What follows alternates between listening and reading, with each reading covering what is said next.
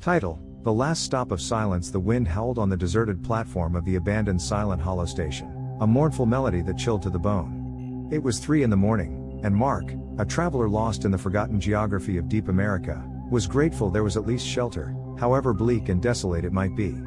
His car had broken down miles away, and his cell signal had vanished as quickly as the hope of finding help.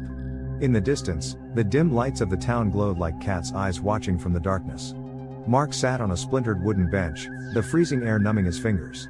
The silence was overwhelming, broken only by the occasional creak of the wind slipping through the boarded-up windows of the station. Then, it rang. An unexpected, jarring ringtone vibrated in his jacket pocket. He answered the number and held it to his ear, expectant. "Hello?" Mark said, his voice trembling. A male voice, soft and surprisingly relaxed, answered on the other end of the line. "Need a ride?" Mark felt a chill. "Who is this? How? I'm stuck here in Silent Hollow, my car broke down." "Silent Hollow? Yes, I know the place. A peculiar town. But don't worry, I can help you. Need a ride?" The voice sounded almost too kind, something that didn't fit the oppressive atmosphere of the place. "Yes, please. Anywhere. Can you come pick me up?" "Of course, I can. Just wait on the platform. I'll be there in a moment." The call cut off before Mark could ask anything else. A moment. The phrase echoed in his mind. In a moment? Who was this man, and how did he know he was there? Logic told him he should leave, that something wasn't right. But the cold, the exhaustion, and the fear were too strong. He needed to get out of Silent Hollow. As he waited, the wind picked up, swirling dust and dry leaves.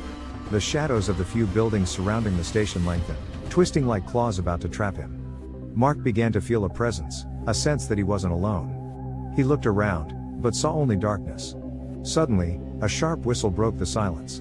A whistle that quickly turned into a deafening roar. In the distance, the lights of a train appeared, approaching at an alarming speed. Mark felt a momentary relief. A train. A way to escape. The voice on the phone sounded again, now with an urgent, almost desperate tone. "Get on. Get on before it's too late."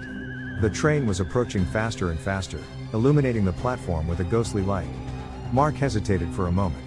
Something still didn't add up. But the voice on the phone insisted, growing more and more hysterical. "Don't think. Get on now. It's your only chance." Pressed by the urgency and the fear, Mark ran towards the track, just as the train was about to arrive. The door of one of the cars opened with a screech, revealing a dark, empty interior. "Quick! Get in!" The voice on the phone was almost a scream. Mark jumped into the car just as the train braked sharply. The door slammed shut behind him, leaving him in darkness. The train started again, accelerating with a force that threw him against a wall.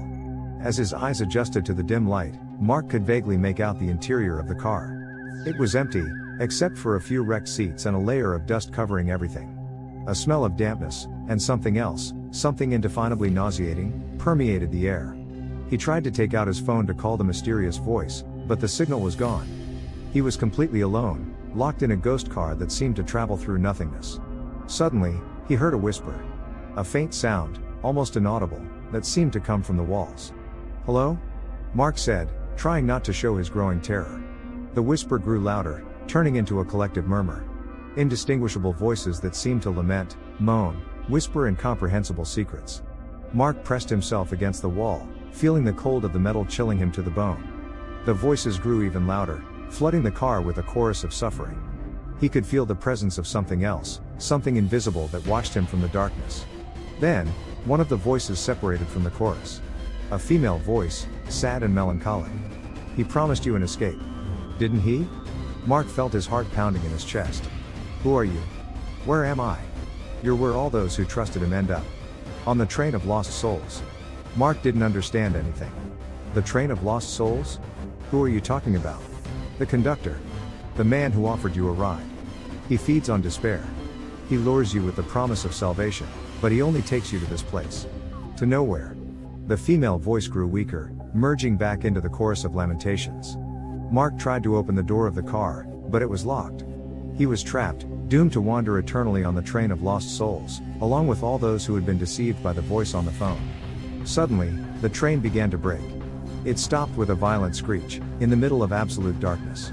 Mark felt a chill as he realized that the silence was even more oppressive than the previous noise. The door of the car opened slowly, revealing a dark figure waiting on the platform. It was a tall, thin man, with an unsettling smile on his face. "Welcome to the last stop, Mark," the man said, his voice soft and melodious. "I hope you enjoyed the ride." Mark recognized him instantly. It was the voice on the phone. The man who had promised him an escape. The man who had condemned him to perdition. The man extended his hand towards Mark. "Now, come with me. There are others waiting for a ride. And I need a new conductor for the train. Are you in?" Mark recoiled, horrified. But he knew there was no escape. He had fallen into the trap, and now he was part of the conductor's macabre game. With resignation, Mark took the man's hand. And as they walked together into the darkness, the train of lost souls prepared to begin a new journey, in search of the next victim who, desperate to escape loneliness and fear, would answer the call of the seductive voice. The last call. The deadly trap.